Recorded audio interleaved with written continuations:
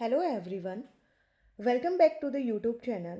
आज हम LARR act 2013 की इस सीरीज़ की लास्ट क्लास में मतलब लेक्चर 8 आज स्टार्ट करेंगे। इस लेक्चर में इस एक्ट के जो भी बचे हुए सेक्शन हैं उनको कवर करेंगे, प्लस MCQ को भी डील करेंगे।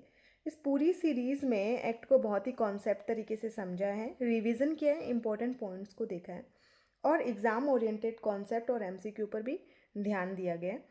तो अगर आपने पिछली क्लासेस नहीं देखी है तो ज़रूर देखें, ये बिल्कुल रिवीजन की तरह काम करेगी। तो हम स्टार्ट करते हैं। लास्ट वीडियो में हमने कहाँ तक किया था? लगभग 107 तक कर लिया था।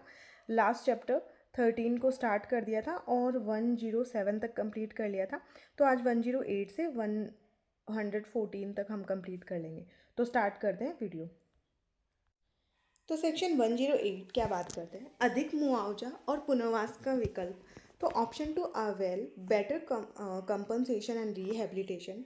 अगर किसी राज्य के कानून या नीति में इस एक्ट के तहत निर्धारित जो भी मुआवजे से अधिक मुआवजा या बेहतर पुनर्वास पुनर्स्थापन का प्रावधान है, तो प्रभावित व्यक्ति उसका परिवार अधिक मुआवजे के लिए वो विकल्प भी चुन सकता है। मान लीजिए कोई लैंड ऐसी है जो 2 स्टेट में आती है, जैसे मान लीजिए MP में आती है और राजस्थान में आती है, और MP वाले अच्छे बेटर ऑप्शन दे रहा है, तो अब राजस्थान की जो फैमिली है उसके पास में ऑप्शन है कि वो या तो राजस्थान में जा सकता है सेटलमेंट के लिए या फिर MP में जा सकता है।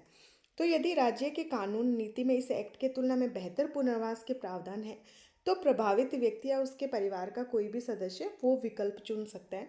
ये सेक्शन 108 है। फिर 109 है, इम्पॉर्टेंट है, नियम बनाने की शक्ति। तो इसमें इतना ही आता है कि रूल्स बनाने की पावर किसके पास है इस एक्ट में। तो उपयुक्त सरकार इस एक्ट के प्रावधानों को लागू करने के लिए अधिसूचना द्वारा नियम बना सकती है। इसमें अप्रोप्रिएट गवर्नमेंट है, यानी इससे 108 से रिलेटेड, तो अप्रोप्रिएट गवर्नमेंट इससे रिलेटेड बना सकती है। रूल्स इसमें इतना ही आता है।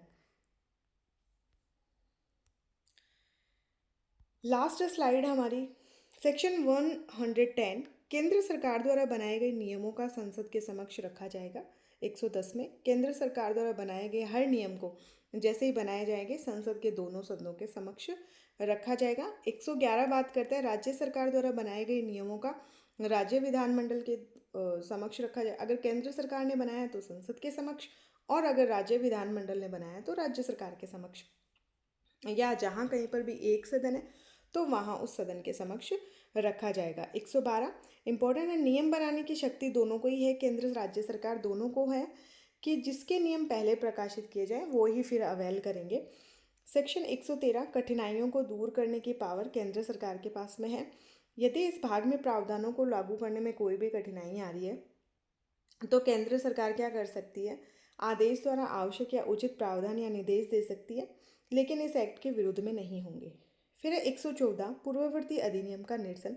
इससे पहले जो एक्ट था हमने पहले भी बात करी थी, भूमि अधिग्रहण अधिनियम 1894 निरस्त किया जाता है। जैसे ये एक्ट 2013 का आ जाता है, लेकिन निरसन के बावजूद अगर ऐसे कोई इसमें है सामान्य उपबंध अधिनियम की जो सेक्शन 6 है, रिपील के प्रभाव यथावत लागू रहेंगे। सेक्शन 6 इस एक्ट में भी लागू रहेगी।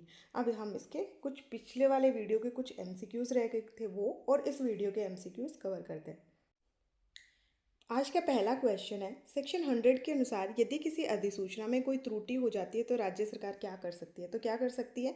अधिसूचना में संशोधन कर सकती है। सेक्शन 101 के अनुसार यह एक्ट किन क्षेत्रों पर लागू नहीं होगा? तो किस पर लागू नहीं होगा? जम्मू कश्मीर, अभी तो ये एक्ट लागू होता है।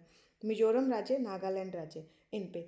सेक्शन 102 के अनुसार यदि अधिसूचना जारी होने से पहले अधिनियम में संशोधन होता है तो कौन सा कानून लागू होगा? कौन सा होगा? नया कानून लागू किया जाएगा। 103 के अनुसार यदि किसी अधिनियम नियम अधिसूचना के प्रावधानों से असंगत है तो क्या होगा? कौन प्रिवेल करेगा? तो सिर्फ उस सीमा तक अमान्य होगा जो असंगत है। तो सेवरेबिलिटी, डॉक्ट्राइन ऑफ सेवरेबिलिटी काम करेगा। जिस लिमिट तक वो असंगत है, इनकंसिस्टेंस है, उतना उतना इनवैलिड होगा, पूरा एक्ट नहीं होगा। 104 के अनुसार पूर्व में अधिग्रहित भूमि या दी गई सुविधाओं अनुमतियों के संदर्भ में राज्य सरकार क्या कर सकती है? तो शर्तों में संशोधन किया जा सकता है दोबारा। फिर सेक्शन 105 के अनुसार इस एक्ट या इसके अधीन बनाए गए नियमों की व्याख्या कौन करेगा? तो स्टेट गवर्नमेंट करेगी। सेक्शन 106 के अनुसार इस एक्ट के अंतर्गत अधिकारों एवं कर्तव्यों का हस्तांतरण किससे किया जाएगा? तो किसी प्राधिकरण को किया जा सकता है, अन्य अधिकारी को भी, और किसी भी अन्य व्यक्ति को किया जा सकता है। ये गवर्नमेंट पे है।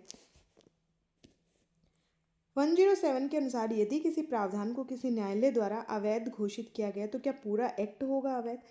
केवल वही प्रावधान अवैध होगा जिसको अवैध घोषित किया गया है। फिर सेक्शन 108 के अनुसार यदि राज्य कानून या नीति में इस एक्ट से अधिक मुआवजा देने का प्रावधान है तो क्या लागू होगा? राज्य कानून या नीति का प्रावधान किया जा सकता है और लागू हो सकता है। सेक्शन 109 के अनुसार उपयुक्त सरकार अधिनियम के प्रावधान के क्रियान्वयन के लिए क्या कर सकती है? तो क्या कर सकती है? नियम भी बना सकती है और दिशा निर्देश भी जारी किए जा सकते हैं। तो आंसर क्या हो जाएगा? दोनों।